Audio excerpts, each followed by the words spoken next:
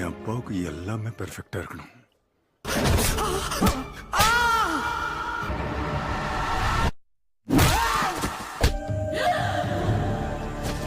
செத்தவங்க கிட்ட எப்படி மன்னிப்பு கேட்கறதுன்னு யோசிச்சேன். Assalamualaikum guys, oke kembali lagi bersama Draft Movie Review. Piye kabar Re? Terima kasih buat para penonton setia Draft Movie dimanapun kalian berada. Semoga kalian semua selalu sehat ya. Kali ini Draft Movie sudah merangkum sebuah film yang berjudul Portozil. Ya, perlu banyak basa-basi, ini dia alur ceritanya.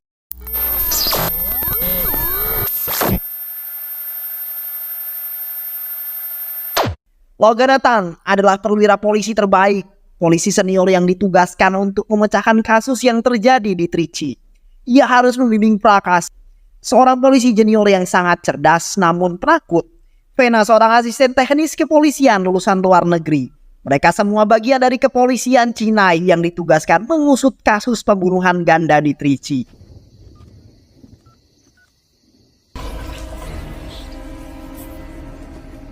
Penemuan mayat seorang wanita oleh seorang polisi yang berdinas malam membuka awal pembunuhan berantai.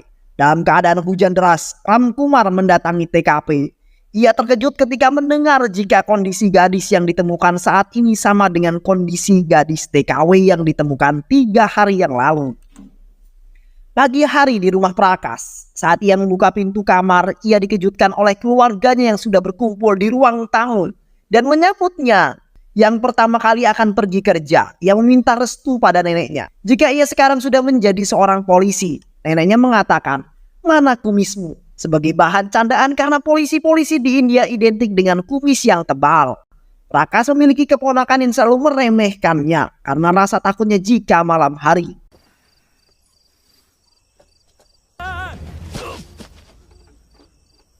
Logan seharusnya memberikan materi kepada polisi yang bekerja satu kantor dengannya. Namun ia merasa jika mereka yang ada di sini hanya membutuhkan absen dan diwajibkan datang, bukan karena ingin memperdalam ilmu mengenai kepolisian. Pintu diketuk dari luar dan muncullah Prakas yang datang dengan membawa surat perintah dari komisaris yang menunjukkan Logan sebagai mentornya. Logan menemui komisarisnya untuk mempertanyakan kenapa harus ia yang menjadi pembimbingnya. Hanya kamu yang memiliki kualifikasi dalam pembimbingannya. Dulu kamu mengatakan jika kekurangan SDM. Dan sekarang aku menemukan satu kandidat yang berpotensi dan aku mau kamu yang membimbingnya. Telepon kemudian berdering. Komisaris mengangkatnya. Mendengar kabar dari seberang sana, ia memutuskan mengutus Logan. Prakas mendengarkan instruksi yang diberikan. Komisaris mengatakan ini adalah kasus pertamamu. Pelajari baik-baik apa yang ada di sana. Bagaimana cara Logan bekerja. Bagaimana cara Logan berpikir dan gayanya. Bandara, Logan, Prakas, dan Vena orang yang dari divisi teknis yang diutus oleh komisaris. Sampai di kantor polisi Trichy, mereka harus menunggu karena Ram Kumar sedang ikut rapat membahas kasus pembunuhan yang terjadi. Logan menanyakan pada Ram Kumar mengenai hal apa saja yang sudah polisi dapatkan. Ram Kumar mempresentasikan hasil penemuan kepolisian, namun apa yang dijelaskan oleh Kumar tidak membuat Logan puas.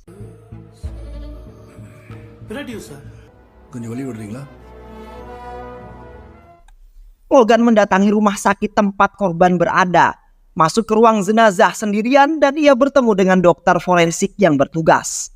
Dokter menjelaskan jika korban meninggal karena kehabisan napas akibat jeratan di lehernya. Melihat dari lukanya dapat diasumsikan jika pembunuhnya menggunakan kawat baja untuk mencekiknya. Waktu kematian kata Logan 12 November pukul 11.30 kata dokter forensik. Dalam beberapa kasus pencekikan mempunyai luka silang. Biasanya berada pada bagian belakang, namun luka itu ada di bagian depan korban. Berarti pembunuhan itu melakukannya dari depan dan berdasarkan luka yang seperti di sayap pisau. Ini menunjukkan jika kekuatan pembunuh tersebut cukup besar. Saat Logan keluar, ia meminta agar Prakas masuk untuk melihat korban. Hanya bertahan beberapa menit, Prakas berlari meninggalkan ruangan karena tidak tahan melihat korban. Tiba di hotel, Logan melihat Prakas yang masih membaca berkas dan buku. Prakas mengatakan jika mungkin saja mereka melewatkan sesuatu. Logan menatap tajam dan mengatakan, apakah buku juga mengajarimu cara menahan muntah? Ketika melihat jenazah, mereka kesal dengan apa yang dikatakan Logan. Prakas keluar dari hotel dan bertemu dengan Vena. Mereka berbincang mengenai pengalaman selama kuliah dan juga bekerja. Thanks. Setelah berbicara dengan Vena, Prakas memutuskan berada di sini untuk membantu Logan menyelesaikan kasus Anda. Mereka mengunjungi TKP dan melakukan rekonstruksi pembunuhan. Jelaskan apa yang kau ketahui mengenai kasus ini, kata Logan. Hal apa yang paling penting dalam kasus ini? Jangan jelaskan apa yang ada dalam berkas. Aku mau tahu apa yang kau pikirkan mengenai kasus ini. Prakas mempraktekkan posisi saat mayat ditemukan. Bagaimana kau melihatku sekarang? Besar dan gagah, kata Prakas. Tapi aku melihatmu kecil dan tunduk padaku. Jadi, pelaku ini memiliki rasa rendah diri. Dan hal ini dia lakukan untuk melampiaskan rasa rendah diri. Sekarang kamu di bawahku dan aku ada di atasmu. Kau sudah mengetahui bagaimana cara pandang pembunuh ini. Kau akan tepat bersamaku sampai kasus ini selesai dan aku harap kau tidak menghambatku. Kembali terjadi pembunuhan yang terjadi di tengah hutan bambu. Logan minta dalam waktu 2 jam ini sudah harus ada di laporannya. Prakas mencari termometer dan memasangkannya pada telinga korban karena suhu otak menurun 1 derajat dalam setiap jam. Dengan suhu yang ada sekarang, maka perkiraan waktu kematian adalah pukul 10 sampai 11 malam. Prakas bertanya pada polisi yang ada di sana mengenai identifikasi gadis itu. Namanya adalah Sayoni, umurnya 26 tahun. Orang tuanya melaporkan kehilangannya tadi malam. Berdasarkan keterangan yang orang tuanya berikan, Sayoni juga mengajar di sebuah lembaga amal LSM, bukan di sekolah. Malam tadi dia juga mengajar dan tidak pernah kembali. Prakas kemudian mendatangi LSM tempat korban membantu mengajar. Kemudian melakukan wawancara. Ia mendapatkan informasi jika semalam motor korban rusak dan teman mengajarnya sudah menawarkan untuk mengantarkannya namun ditolak. Dan korban mengantarkan motornya ke bengkel yang ada di dekat sekitar sini. Ternyata bengkel yang dimaksud adalah gudang barang-barang bekas. Prakas mendatangi gudang tersebut menanyakan pada montir yang sedang bekerja. Ia mengatakan tidak tahu karena ia sudah pulang pukul 6 sore.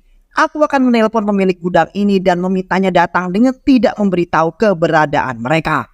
Sebelum pemilik gudang datang, Prakas memeriksa keadaan sekitar. Ia masuk ke dalam sebuah bangunan dan menemukan senjata di sana. Saat pemilik gudang sampai, ia menceritakan jika motor harus ditinggal karena para pekerja sudah pulang. Prakas mengecek dada kiri pemilik gudang tersebut untuk memastikan penggunaan senjata yang ia temukan. Di kantor polisi, Logan meminta kepala polisi untuk menyediakan orang-orang terbaiknya dan juga beberapa kendaraan. Semua sudah harus siap sebelum jam 9 pagi besok. Untuk kasus ini, membunuh merupakan bagian dari kehidupan. Ia merasa kesenangan dalam membunuh. Mereka memulai tugas yang diberikan oleh Logan. Mulai malam ini semua kasus kehilangan seorang gadis harus segera dilaporkan pada kami. Tim mendapatkan laporan kehilangan seorang gadis di daerah Retafaikal. Logan bertanya pada supirnya apakah ada hutan, perkebunan, taman atau semacamnya di wilayah Retafaikal. Ada perkebunan tebu, kata sang sopir. Mereka semua tiba di perkebunan melihat ada sebuah mobil yang terparkir. Ia memerintahkan anggotanya untuk mengawasi mobil tersebut dan yang lainnya pergi menyebar. Yang mereka temukan adalah pasangan mesum yang tidak mampu menyewa hotel sehingga melakukannya di kebun tebu. Halo, Vina. Di Olayur ditemukan mayat seorang wanita. Mereka segera menuju TKP. Tiba-tiba sang sopir berteriak histeris dan mengatakan jika istrinya baru saja menelponnya jika anaknya hilang. Tolong lihat apakah di bawah jari manisnya ada tahi lalat. Prakas membantu untuk melihatnya dan ternyata benar ada. Mereka semua menatap iba pada sang sopir yang telah kehilangan anaknya. Logan dan Prakas berada di tempat kremasi anak dari sang sopir. Telepon Vena berdering. Logan memintanya untuk mengecek dalam beberapa tahun terakhir apakah ada pembunuhan yang mirip, baik yang terpecahkan maupun yang belum. Mereka semua bekerja keras memeriksa berkas-berkas yang dikumpulkan namun masih belum menemukan apapun. Saat melihat tanggal yang tertera di checklist, Prakas teringat sesuatu. Ia pernah membaca jika ada pembunuhan yang berhenti beberapa tahun dan kemudian mereka melakukan kembali setelah 20-30 tahun setelahnya. Apa yang menyebabkan seperti itu? Logan berpikir dan mengatakan gangguan. Ada sesuatu yang menghentikannya melakukannya dan ia melakukannya lagi ketika gangguan itu sudah tidak ada lagi. Kita akan mencari berkas 20 tahun yang lalu. Prakas melaporkan apa yang ia temukan tahun 1973. ada 9 kasus pembunuhan yang dilaporkan terpisah. Mereka tewas dengan cara dicekik, tidak ada foto, hingga kita tidak dapat apa-apa dari kasus ini. Berbeda dengan yang terjadi sekarang dan semua laporan itu dibuat oleh John Sebastian. Walaupun semua kejadian ini ada dalam wilayah yuridisku yang berbeda. Ini alamatnya Pak, aku akan menemuinya dan kau Vena cari siapa saja yang menyelidiki kasus ini. Prakas kembali melihat foto-foto korban dan kemudian ia mendatangi ahli forensik untuk menanyakan bekas luka yang ada. Ini seperti hematoma adalah titik tekan memar. Kita memiliki 32 titik tekan pada tubuh tergantung bagaimana tubuh kita meresponnya. Ia menjelaskan bagaimana tubuh merespon ada titik tertentu yang bisa membuat kita pingsan. Jika dilakukan dengan salah, bisa berakibat fatal. Apakah ada peristiwa seperti ini dalam 30 sebelumnya? Prakas pergi ke perpustakaan untuk mencari buku yang berhubungan dengan titik tekan pada manusia. Ia menemukan sebuah buku yang berjudul Vital Point Strikers. Lalu melihat siapa saja yang pernah meminjam buku tersebut. Logan membuka pintu pagar rumah Kennedy. Logan mengaku sebagai orang yang pernah bertemu dengan ayahnya dan sekarang ia adalah seorang pembisnis yang tinggal di Dubai. Dia datang untuk mampir dan bertemu dengan Pak Sebastian. Logan dipersilahkan masuk. கர்த்தரோட திட்டம் எடுத்துக்க வேண்டியதான். Logan melihat begitu banyak foto, kemudian Kennedy bercerita jika anaknya ada di Delhi dan istrinya sudah meninggal 3 bulan yang lalu. Kami menikah pada 1979. Saat itu Prakas menelpon dan mengatakan jika orang yang mereka cari adalah Kennedy. Iya, aku sudah berbicara dengannya. Kita punya tersangka. Jadilah Prakas menyamar sebagai penyewa rumah di sebelah rumah Kennedy. Barang-barang yang mulai dipindahkan. Kennedy bertemu dengan Prakas dan ia mengucapkan selamat datang. Kennedy pergi menggunakan mobilnya dan segala aktivitasnya diawasi oleh polisi yang bertugas. எந்த பக்கம் வரான்? யா நான் மட்டும்தான் இருக்கேன். Di tempat Prakas, kini saatnya ia menjalankan tugas untuk masuk ke dalam rumah Kennedy. Setelah mendapatkan izin dari Logan untuk bergerak, tidak menemukan apa-apa ketika akan pergi, Prakas melihat ada sebuah pintu yang terkunci. Namun sayang, ia tidak memiliki waktu lagi. Prakas bersembunyi di belakang pintu saat Kennedy sudah membuka pintu dan langsung berlari keluar melompati tembok pembatas rumahnya. Lagi-lagi terjadi peristiwa pembunuhan. Kali ini korbannya adalah seorang ibu rumah tangga. Anaknya menangis histeris. Polisi mengatakan jika pembunuhnya sudah tertangkap beberapa kilometer dari tempat kejadian. Mereka menemukan perhiasan korban. Prakas mengatakan ini tidak masuk akal karena pada pembunuhan selanjutnya tidak ada perhiasan yang hilang. Kasus ini ditutup, namun Logan dan Prakas masih belum percaya dengan tertangkapnya pembunuh itu. Ia masih mencurigai Kennedy, sehingga Logan akan menyelidiki sendiri kasus ini dan Prakas mengatakan akan membantunya karena menurutnya pembunuh itu masih belum tertangkap. Akhirnya yang ditunggu pergi juga. Mereka mengikuti kemana Kennedy pergi hingga tiba di sebuah supermarket. Prakas mengikuti masuk ke dalam supermarket dan berpura-pura menjadi pembeli. Kennedy menepuk punggungnya lalu ia mengajak Prakas untuk makan di rumahnya. Kennedy sudah menaruh curiga pada Prakas. Mereka pergi meninggalkan supermarket dengan menggunakan mobil Kennedy. Sampai di rumah Kennedy, Prakas diminta untuk menutup pintu dan menguncinya. Tentu ini menimbulkan kecurigaan, namun ia tetap melakukannya. Hingga saat Prakas izin masuk ke kamar mandi, Prakas memasuki sebuah ruangan yang di dalamnya terdapat banyak foto. Dan ada juga foto korban pembunuhannya yang ia letakkan di balik figura foto. Kennedy memergoki Prakas sedang berada di ruangan rahasianya. Ia memukul tengkuk Prakas hingga ia pingsan. Diikat dan mulutnya disumpal agar tidak berisik. Saat Kennedy membukakan pintu dan melihat Logan, Logan mendengarkan suara gedoran dari dalam. Ternyata Prakas sadar dan berusaha untuk keluar. Dengan terpaksa, Kennedy menunjukkan di mana ia menyekap Prakas. Prakas memberikan foto yang ia temukan dan menunjukkan tempat di mana ia menemukan foto itu. Saat dibuka ternyata terdapat 8 foto wanita dalam kondisi mengenaskan. Telepon berdering. Kennedy meminta untuk mengangkat telepon tersebut, jika tidak diangkat anaknya akan curiga. Kennedy berbicara dengan anaknya yang menggambarkan jika ia sudah sampai di asrama. Kennedy memberitahu jika ia sangat menyayangi anaknya. Jauh berbeda dengan cara ayahnya menyayanginya. Kennedy teringat masa lalu, ia merasakan bagaimana kerasnya didikan sang ayah. Sehingga ia selalu mengalami ketakutan ketika melihat ayahnya di rumah. Ayahnya selalu meremehkannya. Semua harus sempurna untuk ayahnya. Hingga suatu hari ia ketahuan merokok oleh gurunya dan akan dilaporkan ke ayahnya. Karena begitu ketakutan, akhirnya untuk pertama kalinya ia melakukan pembunuhan dengan memukul kepala gurunya. Melihat ayahnya yang sibuk dengan kasus pembunuhan yang tidak terselesaikan, akhirnya Kennedy mempunyai kesimpulan untuk pertama kalinya ia mengalami tidur nyenyak karena ayahnya tidak ada di rumah. Akhirnya, agar ayahnya sibuk kembali dengan kasus yang tidak terpecahkan, maka aku membunuh lagi dengan target yang acak. Dan begitu terus selanjutnya. Aku mencekik dari belakang karena aku tidak mau menatapnya. ஒவ்வொரு கொலையும் Dari setiap pembunuh yang aku lakukan, aku mempelajari sesuatu, yaitu titik yang dapat melumpuhkan seseorang. Prakas terus berpikir dengan apa yang dikatakan Kennedy. Ia merasa ada sesuatu yang aneh dengan kejadian ini. Bukan dia pelakunya, Pak, kata Prakas. Siapa orang yang melakukan pembunuhan ini? Tanya Logan pada Kennedy. Kennedy mulai bercerita, saat aku pulang dari Delhi, aku merasakan ada yang aneh dengan rumahku. Ketika masuk ada seorang yang mencekikku dari belakang. Iya, aku tidak tahu siapa dia karena mataku ditutup. Namun ia mengatakan, apa kau ingat Nirmala? Ya, adalah pembantu kami. Dan kau menggendongnya ke kebun dan membunuhnya di sana. Aku sudah mengawasimu cukup lama. Ajari aku caranya. Dari apa yang ia lakukan, dia adalah bukan manusia tapi setan. Aku tidak mengenalnya. Tapi aku pernah melihat mobil terparkir dekat rumah warnanya abu-abu. அவன் குரல் மட்டும்தான் கேட்டிருக்கேன். Melihat kesempatan untuk melarikan diri, Kennedy mendorong Prakas dan masuk ke dalam dapur. Lalu menguncinya dan mengatakan jika anaknya tidak boleh tahu apa yang terjadi.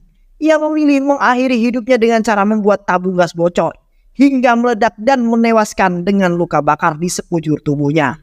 Psikopat itu pulang ke rumah mendapat hinaan dari istrinya karena ia kecewa dengan kehidupan rumah tangganya. Melihat istrinya selingkuh bahkan di rumahnya sendiri membuat ia kemudian melampiaskan amarahnya dengan membunuh istri dan selingkuhannya. Ia melampiaskan rasa kecewa dan dendamnya terhadap istri dengan melakukan pembunuhan terhadap perempuan yang memiliki tusuk pipi sama dengan istrinya. Aku pernah melihat mobil tersebut di gudang barang bekas yang kami kunjungi. Pemilik gudang itu mengantarkan mereka ke rumah psikopat itu. Mereka memeriksa seisi rumah dan menemukan foto korban yang terpaksa tersenyum. Logan mengamati foto yang tergantung di dinding. Ia menemukan berkas gadis yang menjadi korbannya dan juga menemukan name tag-nya. Prakas menemukan bil cafe Sophie yang cukup banyak. Mereka akhirnya sampai di cafe Sophie tersebut dan bertanya pada penjaga di sana. Sambil menunjukkan foto psikopat itu, mereka melihat sebuah baliho yang terpasang dengan wajah seorang artis yang memiliki lesung pipi. Logan mencoba masuk ke kamar artis tersebut. Setelah bertanya pada resepsionis nomor kamarnya, artis tersebut menolak untuk dijadikan umpan. Dan saat ini Logan mulai menyadari ada sesuatu yang salah. Ia segera menelpon Prakas menanyakan apakah ia melihatnya karena psikopat itu tidak datang ke hotel. Kita kehilangan sesuatu. Prakas yang menyadari sesuatu kemudian masuk ke dalam cafe Sophie dan melihat dari arahnya duduk adalah hotel yang digunakan Vena untuk menginap. Sementara itu, psikopat sedang menjalankan aksinya. Ia memencet bel kamar Vena dan meminta diambilkan inhaler di dalam mobil karena ia mengalami sesak nafas. Vena berlari keluar menuju mobil psikopat tersebut. Vena menerima telepon Prakas yang memberitahu jika Vena jangan keluar kamar atau membukakan pintu untuk siapapun, namun sudah terlambat. Mendengar suara alarm, mobil Prakas mencoba mendekat, namun psikopat itu melajukan mobilnya dengan cepat dan Prakas tidak dapat mengejarnya. Ia kembali ke mobil dan mengatakan pada Logan jika Vena diculik. Terus melakukan pengejaran namun kehilangan jejak di persimpangan. Nasib baik masih mengikuti Vena. Burung-burung yang merasa istirahatnya terganggu berterbangan karena kedatangan psikopat. Dan hal itu yang dijadikan petunjuk arah oleh Logan dan Prakas. Psikopat itu kemudian membawa Vena ke sebuah bangunan tua. Ia menginjak tulang kering Vena agar ia terbangun dari pingsannya. Hal yang sama dilakukan pada Vena, tangan, kaki, dan rambut diikat ke belakang hingga Vena mendongak. Logan dan Prakas mendekati bangunan tersebut namun Prakas kurang berhati-hati dan menginjak ranting. Hal ini dapat terdengar oleh psikopat tersebut lalu ia meninggalkan Vena untuk bersembunyi. Prakas berlari mendekati Vena dan membantunya. Logan berjaga-jaga dan ia mendapatkan serangan dari psikopat itu. Mereka berkelahi, Logan mengalami banyak luka hingga akhirnya ia dibuat pingsan oleh psikopat tersebut. Prakas melihat keadaan Logan, namun Sekepet itu membawa Vena pergi. Prakas pergi mencari Vena. Ia menemukan pistol yang tergeletak di tanah. Dari arah belakang Prakas mendapat pukulan dan terjadilah perkelahian. Sekepet itu memegang pistol, menembak isi peluru dan Prakas yang mengetahui pistol itu kosong melemparnya dengan batu dan mengenai kepalanya. Sekepet itu melemparkan pistolnya karena mengira jika sudah habis. Prakas mengambil pistol itu dan memasang kembali pistolnya dengan cepat agar dapat digunakan kembali. Sekepet itu semakin mendekati Prakas yang semakin mundur. Satu tembakan mengenai mata kiri Sekepet itu yang mengakibatkan ia meninggal di tempat. Mereka semua selamat. Logan dan Prakas membereskan barang mereka dan akan kembali ke Chennai. Rasa kecewa, dendam, kekerasan fisik dan non-fisik, sosialisasi yang tidak sempurna, sub kebudayaan yang menyimpang, belajar kejahatan dari melihat, dan masih banyak lagi faktor yang bisa menyebabkan seseorang menyimpang dan melakukan tindak kriminal. Perlunya menciptakan lingkungan yang mendukung sangat diperlukan untuk membentuk karakter yang positif. Kasih sayang orang tua, orang-orang terdekat juga sangat dibutuhkan. Saling menguatkan dan mendukung juga merupakan pondasi agar kita tidak merasa sendirian dan ditinggalkan. Kennedy dan Sekepet ini merupakan salah satu kasus pelampiasan rasa kecewa yang mereka rasakan, namun mereka malah menikmati apa yang mereka lakukan, yaitu membunuh tanpa perasaan. Dan film pun selesai. Banyak pelajaran hidup yang bisa kita dapatkan dari film ini ya teman-teman. Semoga teman-teman semua terhibur setelah menyimak alur cerita film ini. Terima kasih sudah menyimak video-video LK21 Revive. Semoga sahabat semua terhibur dan sampai bertemu lagi di video-video berikutnya. Wassalamualaikum warahmatullahi wabarakatuh.